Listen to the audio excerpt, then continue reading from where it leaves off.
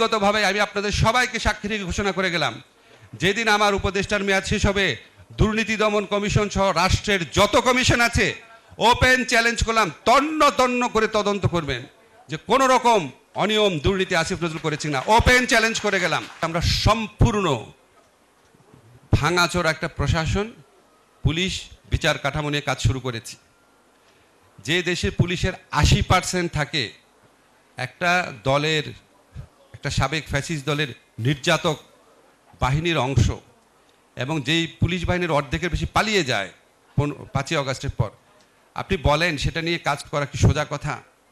একটা প্রশাসন 15টা বছর যেখানে 80 থেকে 90% মানুষ ইনডক্ট্রিনেটেড হয়েছিল যে শেখ হাসিনাই ভালো, যা কিছু হোক না কেন, তাদেরকে নিয়ে কাজ করা সোজা জিনিস? আপনি বলেন তো যে নজরুল ইসলাম খান ভাই আছেন, বাংলাদেশে কোন সরকার এই চ্যালেঞ্জ মোকাবেলা করেছে আগে? এর আগে যে তত্ত্বাবধায়ক সরকারগুলো ছিল সব রাজনৈতিক ঐক্যমতের ভিত্তিতে। তাদেরকে কি 15 বছরে ফ্যাসিস্ট শাসন মোকাবেলা করার জন্য আসতে হয়েছিল কারো? 5 বছর গ্যাপে গ্যাপে আসছে। আর রাজনৈতিক সরকার যখন আসছে তাদের পিছনে বিরাট দল থাকে।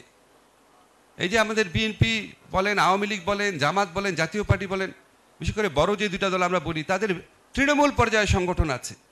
আমাদের কি আছে বলেন? আপনাদের সমর্থন ভালোবাসা ছাড়া কিছুই নাই। ফলে আপনারা যখন সমালোচনা করবেন অবশ্যই করবেন, আবার যেগুলি একটু ভালো কাজ হয় একটু সেগুলি একটু বলার চেষ্টা করেন।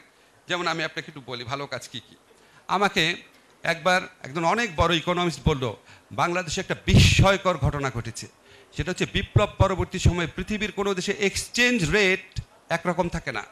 ডলারের সাথে টাকার এক্সচেঞ্জ রেট একরকম থাকে না, কোনো দেশে থাকে নাই, শ্রীলঙ্কাতেও থাকে নাই, একমাত্র বাংলাদেশে থেকেছে।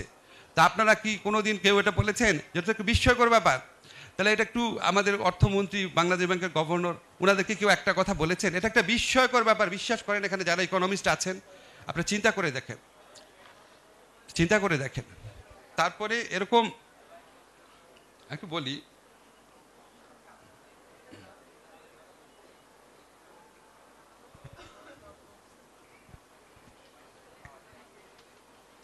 আচ্ছা হ্যাঁ আচ্ছা, আরেকটা জিনিস ধরেন, বাংলাদেশে কোনোদিন আপনারা চিন্তা করেছেন গুম বিরোধী আন্তর্জাতিক কনভেনশন আমরা সাইন করব? নজরুল ভাই, স্বপন ভাইয়ের দল আসলে করতো না, কিন্তু আমরা করে দিয়েছি। গুম বিরোধী কেউ করবে না, জামাতও করবে না, কেউই করবে না, আমরা কিন্তু করে দিয়েছি। আমরা কিন্তু গুম গঠনে কমিশন গঠন করে দিয়েছি, আগে কখনো হয় নাই। তুলি এই কমিশনের কাজের ভ্যালিডিটি প্রশ্ন করেছেন। তুলি একটা কথা বলেছেন ইন্টারেস্টিং, তুলি কিন্তু আমার বোনের মতো। আমরা রাজপথে বহুবার একসময় থেকেছি। এই সরকারে আসার সময় তুলির প্রোগ্রামে যাই নাই, কিন্তু এর আগে কোনোদিন যাই নাই এটা তুলি বলতে পারবে না। একজন গেলেও আমি গিয়েছি। এখন তুলি যখন বলার সময় একটা কথা বললো যে গুম যারা করছে তাদের তদন্ত কি পুলিশ করতে পারবে? Valid question. তুলিকে সামনে রেখে আমি প্রশ্ন করি, এই জন্য গুম কমিশনে সাবেক আর্মি অফিসার রাখার প্রস্তাব করা হয়েছিল, আর্মি অফিসার রাখা হয়েছিল। আর্মি অফিসারকে প্রশ্ন করতে পারবে? আর্মি অফিসার তো সবাই আর গুমের সাথে জড়িত ছিল না, বিশেষ করে সাবেক যারা গত আমলে নির্যাতিত বা চাকরিচ্যুত হয়েছে। সাথে সাথে তুলি নিজেই কি ছুটে আসে নাই স্বরাষ্ট্র মন্ত্রণালয়ে, স্যার আর্মি অফিসার রাখা যাবে না? আসছিলেন তুলি? আসছিলেন? মাথা নাড়তে দেখেন, বাদ দেওয়া হয়েছে। তা আমি কি করব বলেন? পুলিশকে দিয়ে তদন্ত করার জন্য কাকে দিয়ে করাবো? আমার নাম বলেন, কাকে দিয়ে করাবো? ইউনিভার্সিটি টিচার দিয়ে করাবো? তদন্ত তো তদন্তকারী লোক দিয়েই করতে হবে। তো আমার সব কথার পরে কথা হচ্ছে, আমাদেরকে সমালোচনা করবেন, সব কিছু ঠিক আছে, কিন্তু আমি আপনাদের কয়েকটা জিনিস নিশ্চিত করতে চাই। একটা হচ্ছে, আমরা আগের সরকারগুলোর মতো কোনো খবরদারি করি না অন্যায় উদ্দেশ্যে, অসৎ উদ্দেশ্যে। আপনাদেরকে দৃঢ়তার সাথে বলতে চাই, আমাদের উপদেষ্টাদের মধ্যে কেউ কোনো ব্যক্তিগত স্বার্থে কাউকে কিছু বলেন না।